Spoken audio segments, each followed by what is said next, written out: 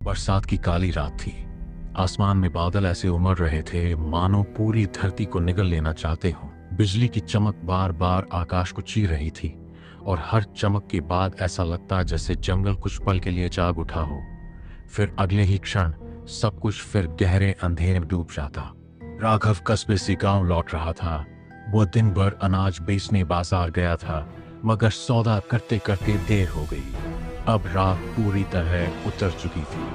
तेज बारिश की बूंदें उसके चेहरे पर हथौड़े जैसी पड़ रही थी। रास्ता कीचड़ से भर चुका था।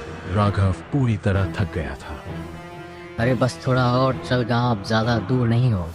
लेकिन उसके मन में डर बढ़ता जा रहा था। यह वही जंगल का रास्ता था जिसके बारे में गांव वाले अजीब कहानियां सुनाते थे। कहते थे कि यहाँ रात के समय कोई अनदेखी शक्ति भटकती है। अचानक दूर कहीं से बांसुरी की धीमी आवाज सुनाई दी। राघव चौंक गया। इतनी भयानक रात में कौन बांसुरी बजा सकता है? वह ध्यान से सुनने लगा। आवाज कभी पास लगती, कभी दूर, मगर उसमें एक अजीब खिंचाव था। कुछ दूर बढ़ने पर उसे पेड़ों के बीच एक पुरानी हवेली दिखाई दी। हवेली आधी टूटी हुई थी, दीवारों पर काई जमी थी और खिड़कियां हवा में चरमराती हुई हिल रही थी। मगर भीतर एक कमरे में हल्की पीली रोशनी जल रही थी। राघव डरते डरते अंदर गया। हवेली अंदर से बाहर की तुलना में कहीं ज्यादा साफ थी। ऐसा लग रहा था जैसे वहां कोई रहता हो। बीच हॉल में एक बड़ा तेल का दिया जल रहा था। कोई है यहाँ? राघव ने कांपती आवाज में पूछा। कुछ पल तक सन्नाटा रहा। फिर ऊपर की सीढ़ियों से एक बूढ़ी औरत धीरे धीरे उतरती दिखाई दी। उसके सफेद बाल खुले हुए थे और हाथ में लकड़ी की लंबी छड़ी थी। उसकी आंखें बहुत गहरी और शांत थी। तू इस रात यहाँ कैसे पहुंचा बेटा? उसने धीमे स्वर में पूछा। राघव ने सारी बात बता दी। बूढ़ी औरत कुछ देर चुप रही, फिर बोली, आज रात तू यहीं रुक जा। बाहर का जंगल सुरक्षित नहीं है, मगर मेरी एक बात याद रखना। क्या? राघव ने घबराकर पूछा। आधी रात के बाद अगर ऊपर वाले कमरे से कोई गाना सुनाई दे तो चाहे कुछ भी हो जाए, सीढ़ियां चढ़कर ऊपर मत जाना। राघव को उसकी बात अजीब लगी, मगर बूढ़ी औरत के चेहरे की गंभीरता देखकर उसने सिर हिला दिया। थोड़ी देर बाद उसने राघव को रोटी और गर्म दूध दिया। फिर नीचे के कमरे में एक पुराना बिस्तर लगा दिया। बाहर तूफान और तेज हो चुका था। राघव थकान से जल्द ही लेट गया, मगर आधी रात के आसपास अचानक उसकी आंख खुल गई। ऊपर से किसी लड़की के गाने की आवाज आ रही थी। आवाज इतनी मधुर थी कि सुनते ही मन सम्मोहित हो जाए। राघव वह अचानक चौंक उठा। गाने के बीच किसी ने उसका नाम लिया था। राघव ऊपर आओ, मैं तुम्हारा इंतजार कर रही हूँ। उसका दिल तेजी से धड़कने लगा। आवाज बिल्कुल उसकी मंगेतर गौरी जैसी थी, जिसकी कुछ महीने पहले बीमारी से मौत हो गई थी।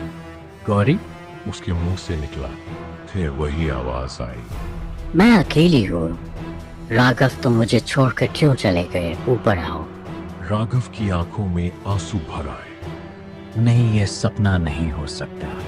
वह धीरे धीरे सीढ़ियों की ओर बढ़ने लगा।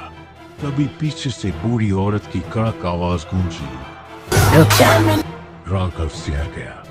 बूढ़ी औरत दिए के पास खड़ी थी। उसकी आंखों में अब डर साफ दिखाई दे रहा था।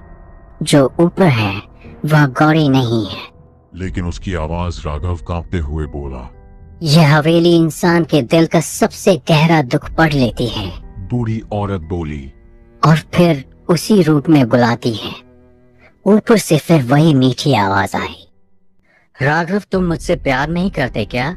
अब रोने की आवाज आने लगी। राघव का मन टूटने लगा। वह फिर सीढ़ियों की तरफ बढ़ा। तभी बूढ़ी औरत ने तेजी से उसकी कलाई पकड़ ली और जोर से मंत्र पढ़ने लगी। अकाली महाकाली नमः, भद्रकाली रक्ष रक्ष। अचानक ऊपर से जोरदार चीख सुनाई दी। पूरी हवेली कांप उठी। दीवारों से अजीब फुसफुसाहटें आने लगी। तुम उसे हमेशा नहीं बचा पाओगी। ऊपर से भारी आवाज गूंजी। बूढ़ी औरत लगातार मंत्र पढ़ती रही।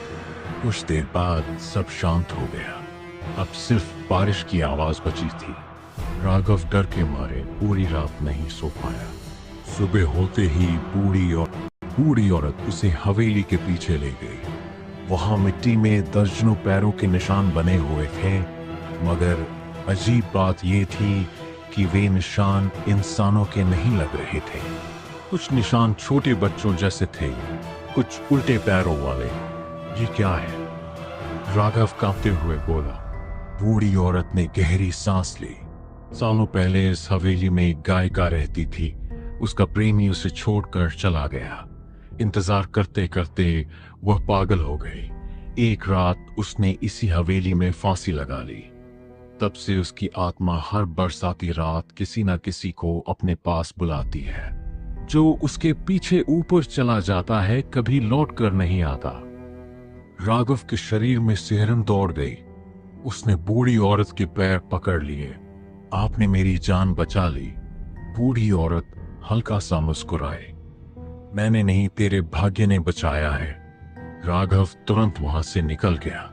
जब वह गांव पहुंचा और गौरी की पुरानी तस्वीर देखी तो उसका दिल कांप उठा, क्योंकि रात में जो गीत उसने सुना था वह वही गीत था जो गौरी जिंदा रहते गाया करती थी। उस दिन के बाद गांव में कोई भी इंसान उस हवेली वाले रास्ते से रात में गुजरने की हिम्मत नहीं